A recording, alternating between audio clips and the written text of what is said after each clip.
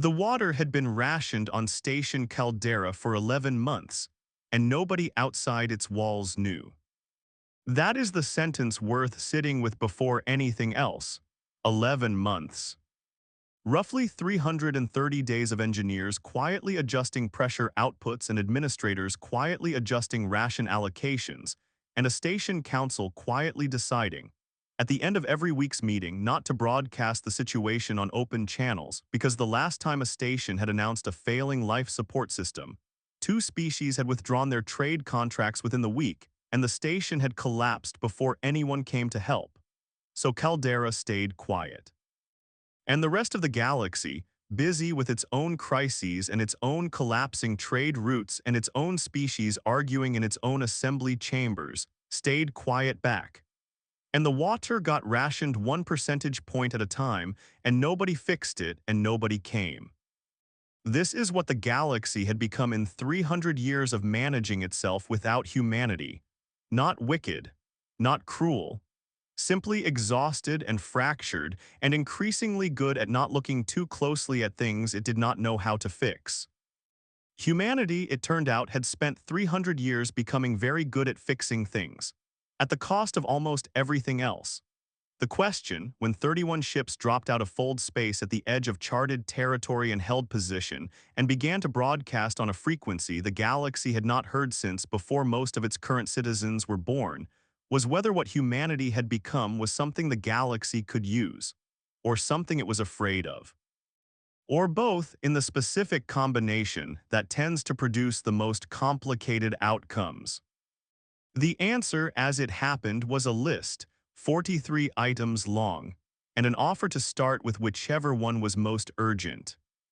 This is the story of what happened next. Councillor Aviath had been sitting in the assembly chamber for 6 hours, which was not unusual. He had been sitting in assembly chambers in one form or another for 60 years, which was. He was Carruvian, a species whose diplomatic longevity was partly institutional habit, and partly the biological reality that Carruvian lifespans stretched to several centuries, giving their public servants the specific, exhausted patience of people who had watched the same argument cycle through the same chambers so many times that the arguments had worn grooves in the air.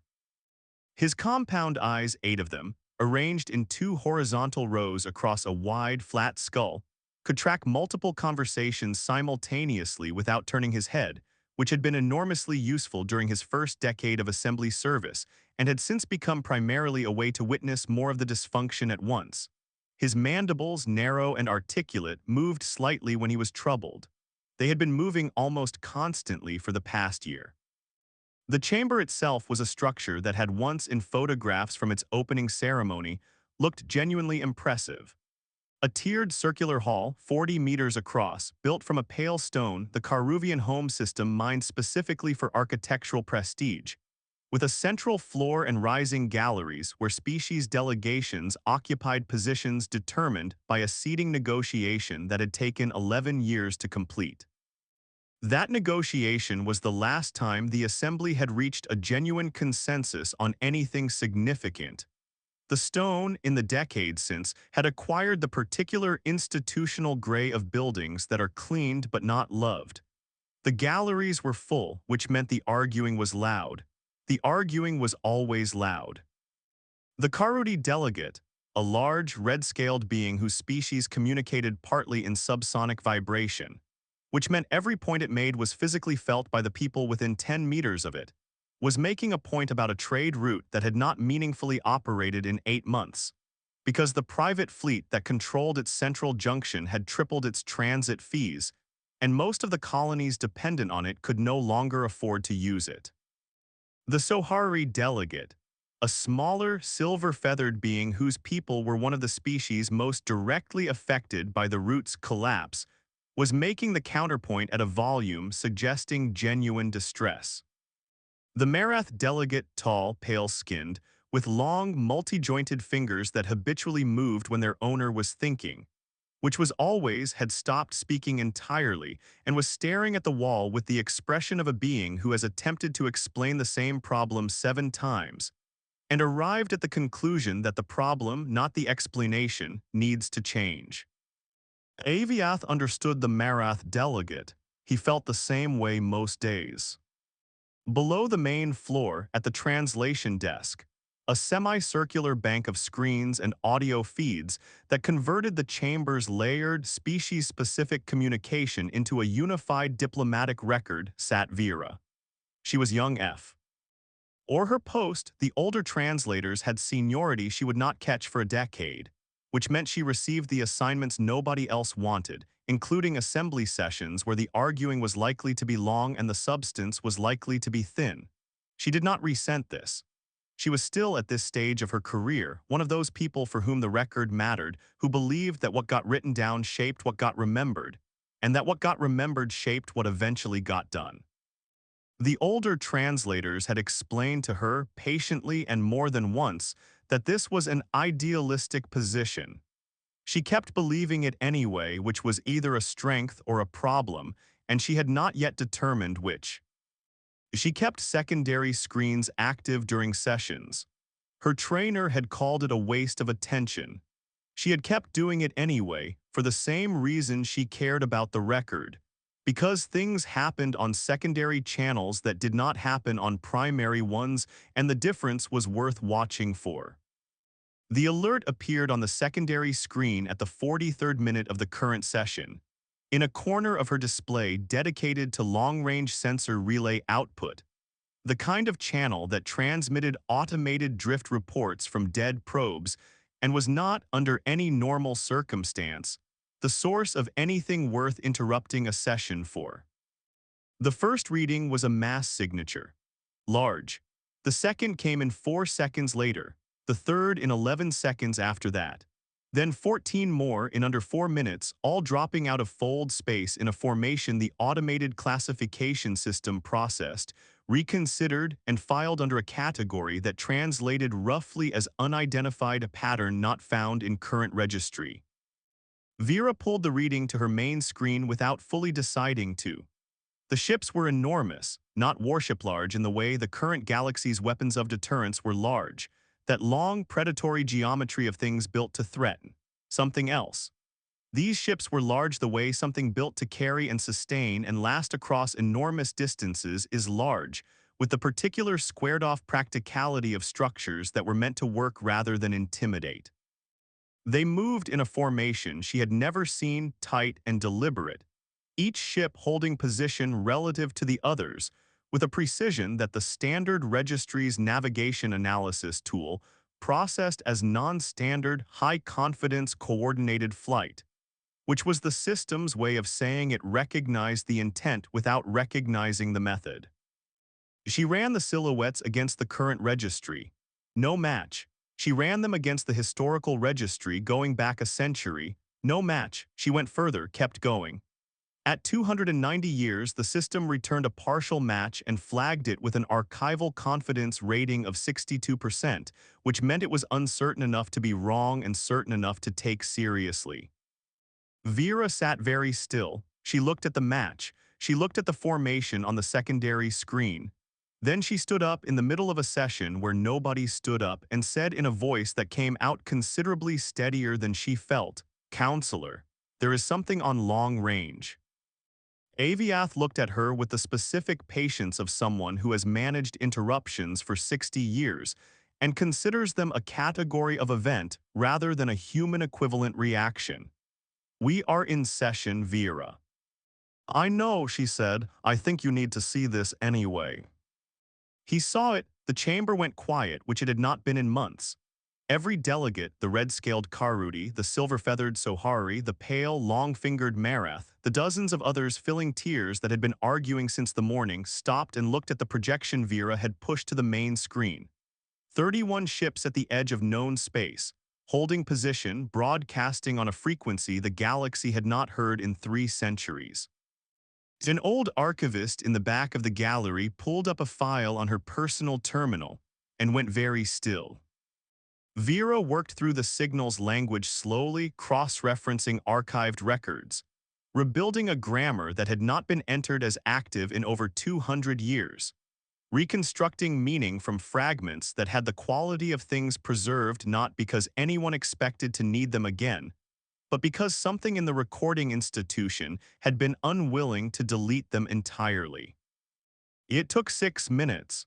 The chamber waited, which was, under the circumstances, a more impressive display of collective discipline than anything it had managed in the previous 6 hours of arguing.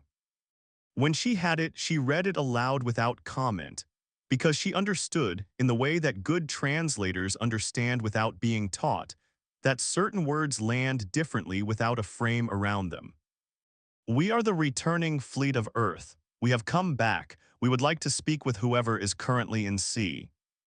Harj, we have reviewed your public broadcast records for the last 30 years, and we have some concerns we would like to discuss. Nobody in the chamber spoke for a long moment. Aviath looked at the ships on the screen.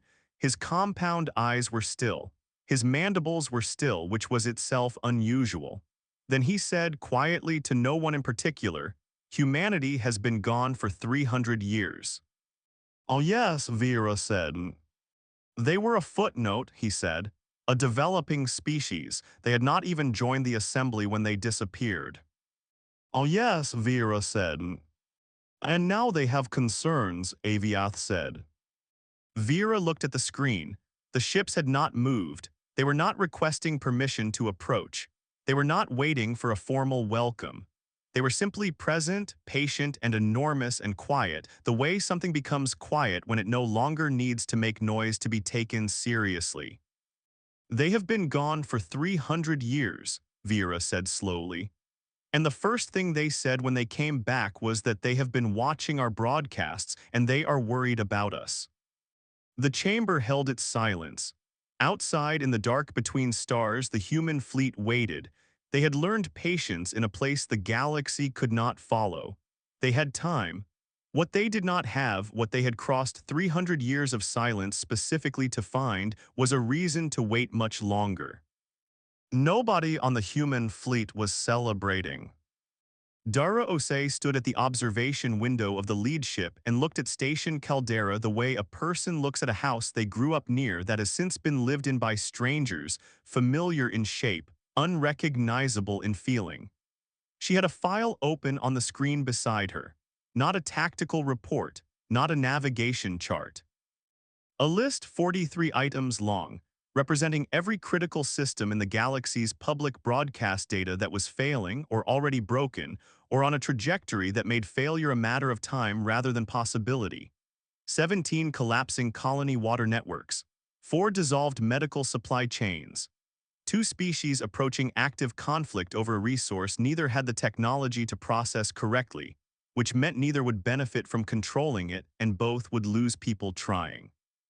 One station, Caldera, visible now through the viewport, that had been quietly rationing water for almost a year with no repair solution in reach, and no broadcast asking for help. She had flagged the Caldera situation 6 months ago, when the station's engineering maintenance logs had appeared on an open broadcast frequency they had apparently forgotten they were transmitting on. She had read the logs line by line. She had understood exactly what was failing and exactly how to fix it. She had added it to the list and begun preparing the repair documentation and spent 6 months watching the station manage its crisis in quiet, methodical silence, and could not do anything about it until the fleet was in range. They were in range now. Dara did not celebrate this either. She simply moved the Caldera item from pending to active and began drafting a direct transmission. Ren came and stood beside her. He was her younger brother by 4 years, which in practical terms meant he was the person who said the things she had decided not to say aloud. He looked at the station through the viewport with the same quiet assessment he applied to everything, taking in the docking configuration, the external hull condition, the atmospheric venting patterns that told a practiced eye things about internal pressure that the official station specs would confirm, but that the eye could already see. "They look scared," he said. "They look like people who needed help a long time ago and did not know how to ask for it," Dara said. "Oh, same thing." But she did not argue with that. The story of the disappearance was not a secret among humans. Every child born in the Hollow learned it before they learned their multiplication tables, because understanding where you were required understanding how you'd gotten there, and understanding how you'd gotten there required sitting with the full weight of what had happened. 300 years ago, a cascade event in a region of deep space that the earliest records described only as the boundary had opened a rift that collapsed navigable space across an entire sector. It pulled everything inside the boundary, every human settlement, every ship, every station, every person across a threshold that the galaxy's instruments could not see through, could not measure, could not follow. It was not a door. It was not a tier. It was a folding of space around itself, and what was inside the fold was somewhere else entirely. They did not know at first that they had gone anywhere. The stars looked the same. The physics held. It took 3 years of failed communication attempts and 4 years of exploratory jumps returning nothing but strange, resonant silence to understand that they were in a space that connected to the known galaxy, the way a closed fist connects to an open hand, present, adjacent, and completely inaccessible unless someone found the specific way to open it. So they found the way. It took generations. It took losses that the records listed in numbers, because converting those numbers into names would have made the daily work of surviving impossible for the people who still had work to do. It required developing entirely new physics, not as metaphor but literally. New frameworks built from scratch over decades of observation and more failure, for navigating space that moved differently than space was supposed to move, that folded in on itself in ways that needed new vocabulary before they could even be described, let alone solved. The children who grew up in the Hollow grew up knowing things the rest of the galaxy had never needed to know. How to read fold collapse before it finished collapsing. How to seal a breach in spacetime using materials that had no name in any language because nobody had needed them before. How to keep 40,000 people alive in conditions that should have killed them in the first generation, and the second and the third, except that survival, applied consistently and without sentimentality across enough generations, eventually stops being desperate and starts being structural, becomes the shape of a culture, the particular quality of a people. When the road back finally opened, 300 years after the disappearance, the humans who came through it were not the species that had gone in. They were harder and quieter and more careful. They did not panic. They did not waste. They did not ask whether something could be done before asking whether it needed doing, and if it needed doing, they simply began. Dara had not cried when the stars of charted space first appeared on the navigation screen. Neither had Ren, neither had most of the fleet. They had looked, they had checked the lists, they had begun to prepare. The Assembly's formal response to humanity's first transmission took 40 minutes. When it came, it was cautious and formal, the language of an institution that did not yet know what category to file the situation under and was buying time to decide. Dara read it once, set it aside, and opened a direct channel to station Caldera's secondary communications frequency, bypassing the Assembly entirely because the water situation could not wait for the Assembly's category deliberations. As it happened, Vera was monitoring secondary comms. She always monitored secondary comms. "I am going to send you a file," Dara said without introduction. "It is a repair guide for your water recycling system. The specific fault is in the secondary pressure coupling on level 9. The part can be fabricated from materials already on station. The guide includes fabrication instructions. This should take your engineers about 4 days. If it takes longer, you can send questions to this channel." There was silence. Then Vera said very carefully, "How do you know about our water system?"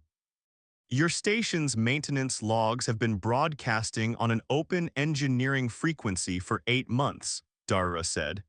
"Nobody picked it up because nobody was monitoring that band. We were monitoring. We listened to everything." Another silence, longer. "You have been listening to us," Vera said slowly, "for how long?" 2 years since we first picked up your signals. And in 2 years, Vera said, in a voice that was managing something more than professional composure. What did you think? Dara looked at her list, 43 items, systems failing, people managing quietly in places nobody was watching. We thought you needed help and had forgotten how to ask for it. She sent the file, then she waited.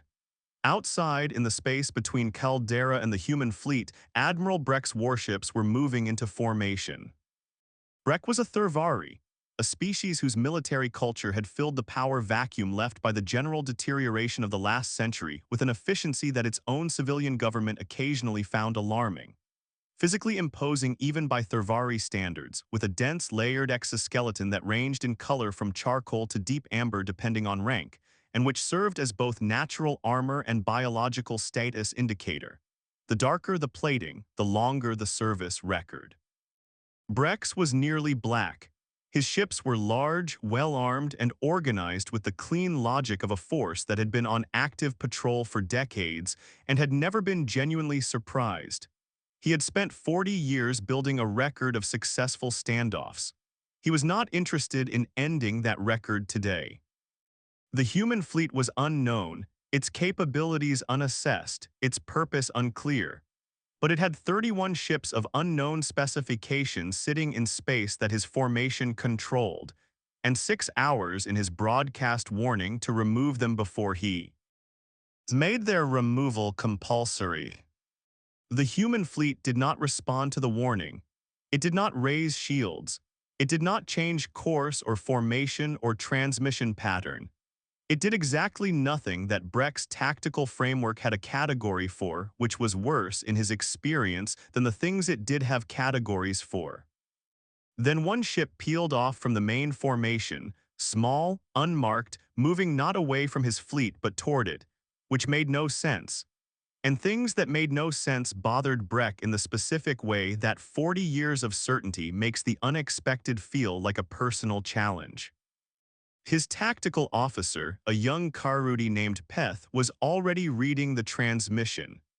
It's broadcasting on our emergency medical frequency, Admiral, a disease report, the border worlds, the Keth colony. Breck went very still. The Keth colony had been under a classified quarantine for 4 months. The disease had no name. His own medical teams had not isolated its cause.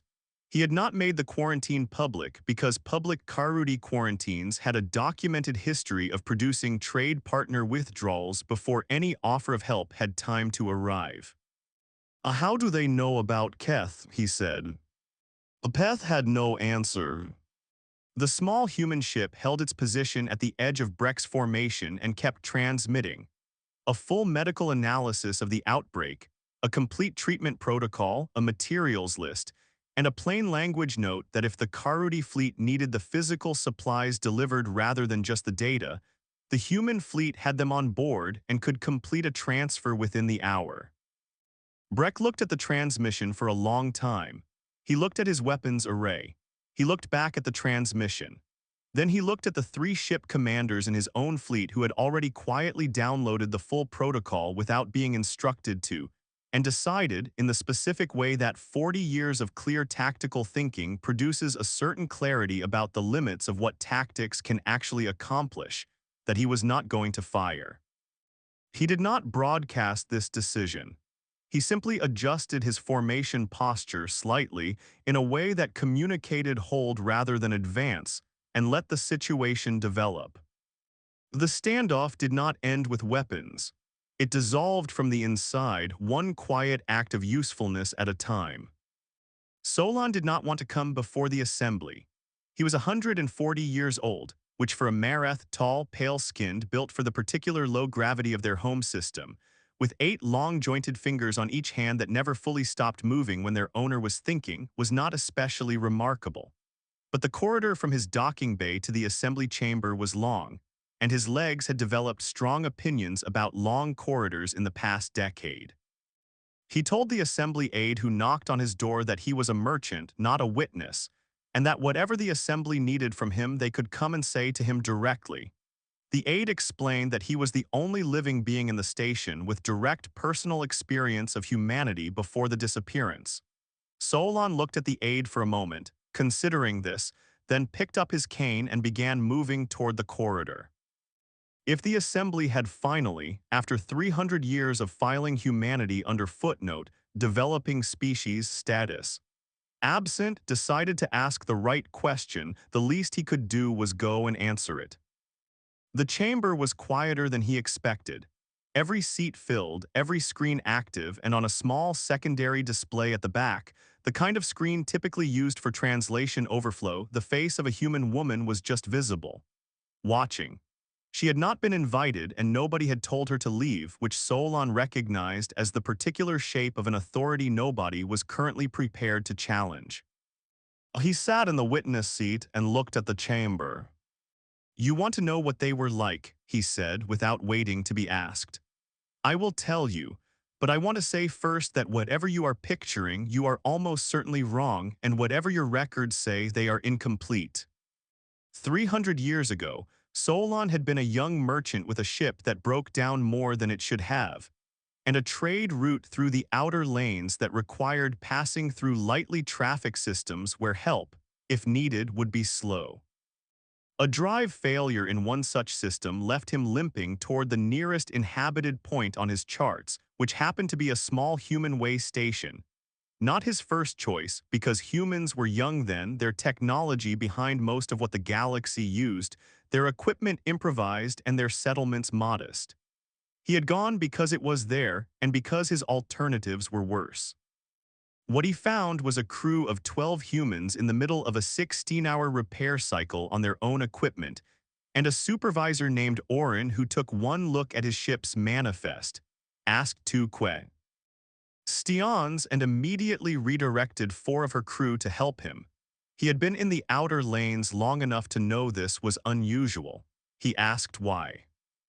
"She looked at me," Solon said, "the way a person looks at someone who has asked why they breathe. She said my drive was failing, I was stuck, and they knew how to fix it, so they were going to fix it. That was the entire reason. I have had 300 years to find something more complex in it, and I have not been able to." He stayed 6 days. In those days, he learned things the galactic records had not managed to capture about what humans were actually like up close. The noise and the laughter and the arguments that somehow did not produce lasting fracture. The custom of sharing meals with anyone present regardless of their contribution to making the meal. The questions they asked about everything, not to gather advantage, but out of what appeared to be a genuine, undamaged curiosity about the world around them. There was a child at the station, a girl of about 8, who had the run of the place in the way children do when adults have decided they can be trusted. She found Solon on the second day, sat beside him without asking, and said, "You are the Marath trader. What is Marath like?" He told her. She listened with complete attention, the kind that is rarer in adults than children everywhere. Then she said, "We do not have rules about who is allowed to visit Marath, do we?" He said there were no such rules. Then why does the assembly have so many rules about who is allowed to help who? He had not had a good answer then. He did not have a better one now. "The question you are actually asking," Solon said to the chamber, "is why they are helping when we gave them nothing. When we called them a footnote and watched them disappear and did not look for them and then forgot them. You want to understand the logic beneath the generosity." The chamber was silent. Several of the alien delegates, the Karudi red-scaled contingent, whose subsonic hum had gone completely quiet for the first time all day, the silver-feathered Sohari in their upper gallery tier, their bioluminescent patterns stilled into a steady, focused amber, the long-fingered Marath whose representative had stopped staring at the wall, 8 pale fingers finally still, all held the quality of beings listening for something they had not expected to need to hear. In the back row, behind the main delegate tiers, a cluster of Orventi observers, small, quadrupedal, with flat sensory pads along their spine that oriented toward sound, had shifted their body angles in unison toward the witness seat. The species-level listening posture their own language had a specific, untranslatable word for. The physical act of giving something more than attention. There is no logic beneath it, Solon said. That is the point. They helped me because I needed help and they were there. They are helping you now because you need help and they are there. If you wait for a calculation beneath that, you will wait a long time and you will miss what is happening while you are waiting. He looked at the small secondary screen. Dara's face was visible, quiet, and composed. 300 years ago, I left that way station with a repaired ship and a debt I never repaid because they disappeared before I could find them again. He paused. I have been an embarrassingly sentimental person about this for a very long time. It turns out I was right to be. The dock opened without ceremony. Aviath had not called a formal vote or written an order. He had simply told the dock operator to accept the incoming shuttle and then walk down to the landing level himself slowly, because his compound eyes still registered more than his legs could efficiently serve, and because 60 years of assembly service had taught him that the moments worth being present for deserved the effort of showing up in person. The shuttle was small and practical, with a dent on the lower panel that someone had begun to smooth out and left unfinished. It settled onto the dock without drama. 4 humans walked down the ramp. Dara was in front, shorter than Aviath had pictured, which was irrelevant but noticeable, a bag on her shoulder, a handheld device in her other hand. She looked at the dock, then at Aviath, and nodded once. A counselor. Welcome to Caldera. It came out formally. He was not sure what else to say. The protocols for first contact all assumed the other species was unknown. There were no protocols for a species that had been a footnote in your archives, had disappeared for 3 centuries, and had now returned with documentation of your infrastructure failures organized by priority level. Ren came down the ramp last. He was looking at the dock's junction panel before he had finished descending the ramp and stopped 3 steps from the bottom. That coupling is the wrong grade for this pressure load, he said to the engineer behind him. Has been. For a while, probably, someone got lucky it held. He looked at Aviath, not dangerous today, maybe in 8 months. He produced a small tool from his bag, did something to the panel that took under a minute, and put the tool back. I marked it. Your maintenance team can do the proper replacement. Takes about 40 seconds to stabilize in the meantime. He said this without pride, the way someone mentions having picked something up off the floor. Aviath stood with this for a moment, then he led them inside. Dara asked if she could walk through the station, and Aviath said yes, and so they walked. Vera came along to translate where needed and to take notes in a small physical book rather than a device, because she had learned in the past several hours that she did not want to be looking at a screen when things happened. What Dara did as they walked was look. She did not comment on most of what she saw. She looked at atmospheric processors and water distribution junctions and food synthesis units and medical bay equipment and power relay corridors, moving through the station with the quality of attention that Vera had seen in the chamber when Solon spoke, a total, present, absorbing rather than evaluating. Every so often she made a note on her device. Her eyes, dark and steady, moved across surfaces the way a reader's eyes move across a page. You are making a repair list, Vera said. A priority list, Dara said. There is a difference. Everything here can eventually be fixed. The question is what fails first if we do not move quickly. They were in a corridor near the outer ring when Dara stopped walking.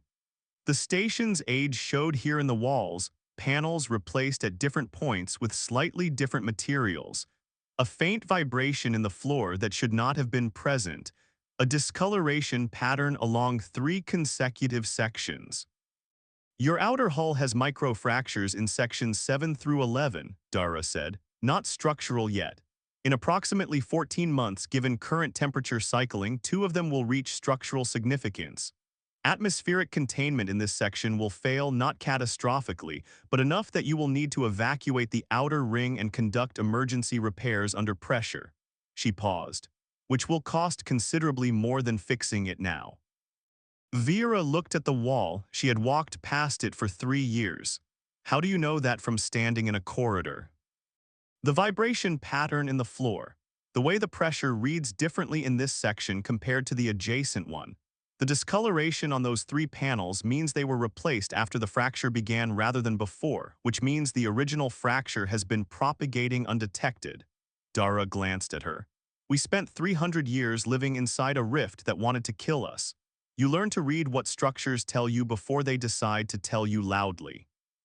The emergency signal arrived at 3:40 station time, while Ren was in Caldera's engineering bay helping three of the station's engineers improve the water coupling fabrication from Dara's file.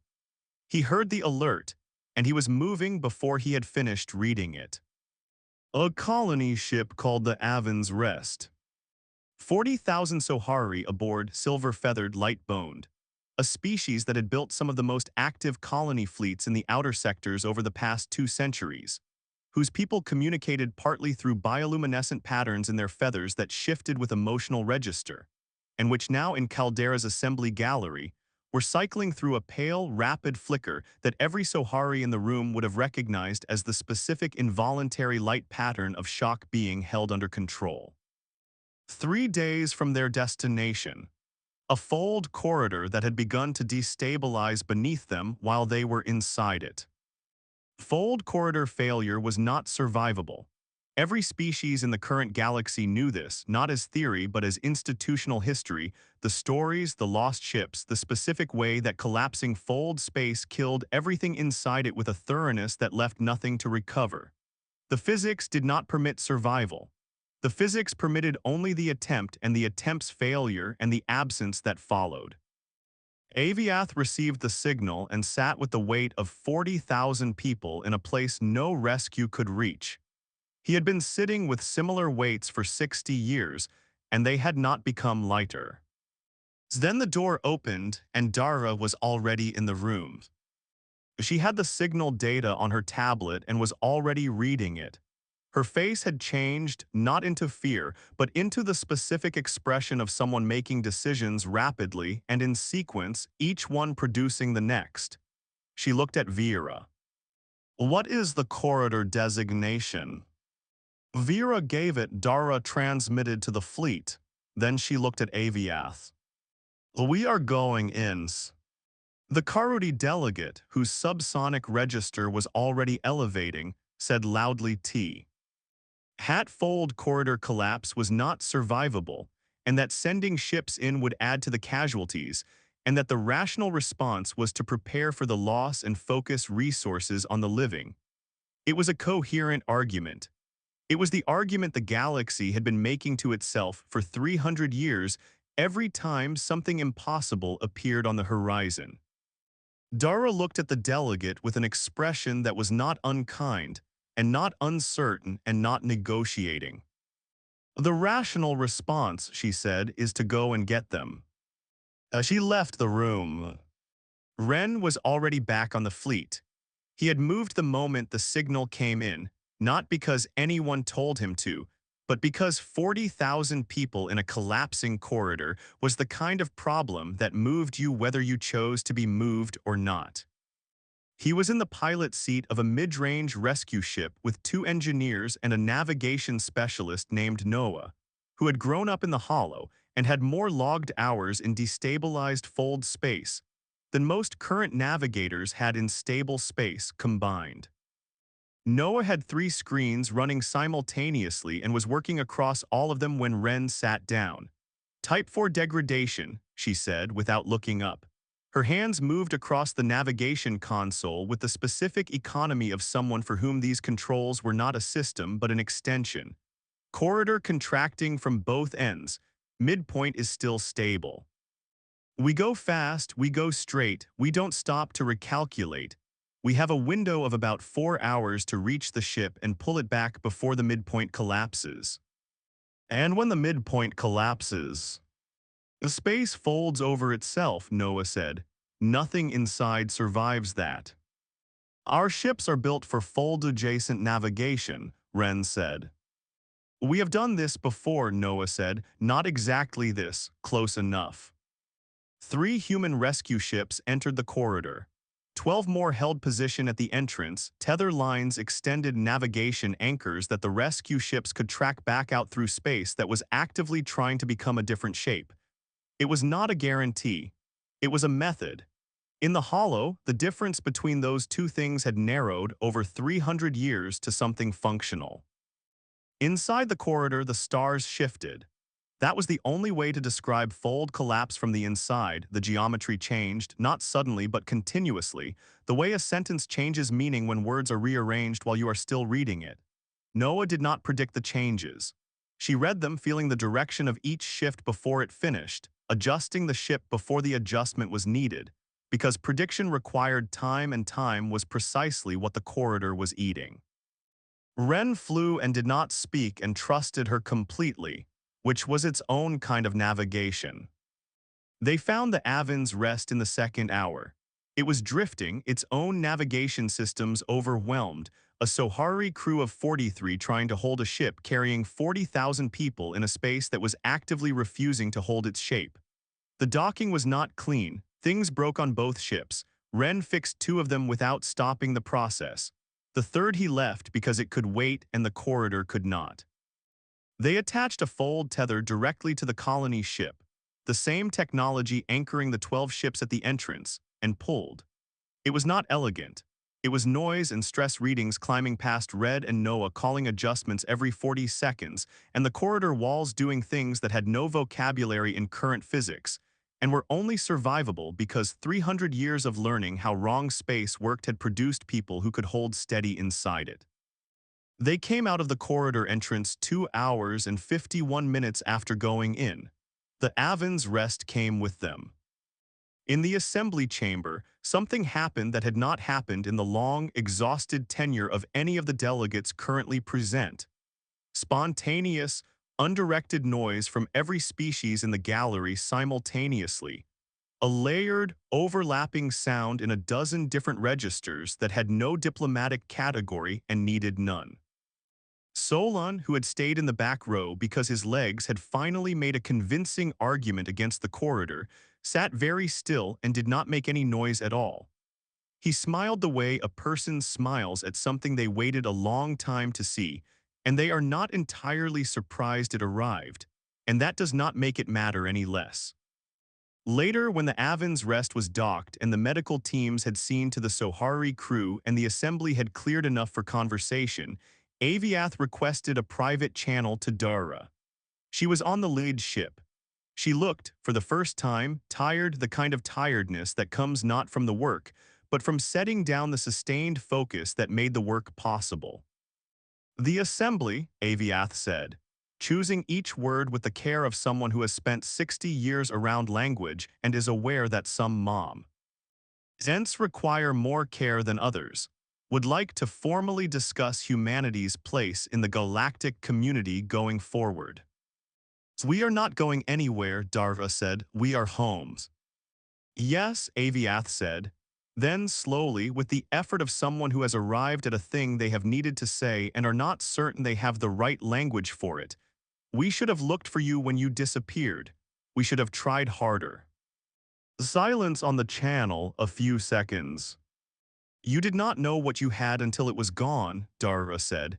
That is a very human mistake, actually. You are not so different from us in that way. Vera wrote the new assembly archive entry herself that night, alone at the translation desk with the chamber empty around her. She wrote it in her own words rather than in the formal style the record usually required, and nobody corrected her because nobody else was there to notice, and because it was correct anyway. Humanity status returned, classification irreplaceable. Notes, everything recorded here before this date was a first draft. This is where the real record begins. On the lead ship, Wren came and stood beside Dara at the viewport. He was still wearing the same clothes from the rescue. There was a grease mark on his left hand he hadn't noticed yet. So, he said. So Dara said, we are home. We are home. He looked at the station through the viewport. It was the same station it had been that morning.